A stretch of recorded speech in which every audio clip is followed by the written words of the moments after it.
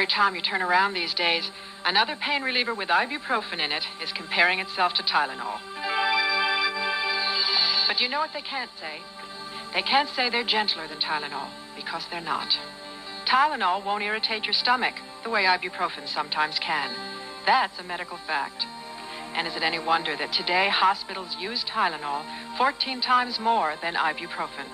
Tylenol, the pain reliever hospital. With all three of my children, every single OB that I had told me that, and when I was pregnant, because I used to get migraines, that Tylenol was the safest thing that I could take among all the things that I could take. Now, I never took it because Tylenol doesn't do shit for my migraines. The only thing that helps is my feet in hot water and an ice pack on my neck. Sometimes the French fries from McDonald's, does help, or a Coke, but mostly it's feet in hot water and the ice pack around my neck. Tylenol doesn't do shit. Tylenol has been around for far too long, in order for it not to have known this information. In fact, back in 2022, there was some speculation that Tylenol might not be the greatest for people, specifically the pregnant people.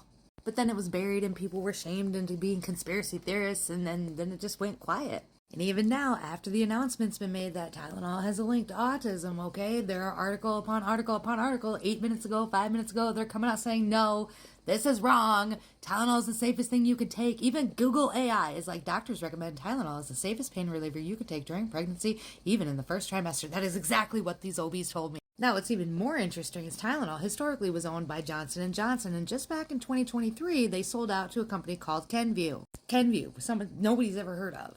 Again, Tylenol's been around far too long and been used far too often for this link not to have been studied far long time ago.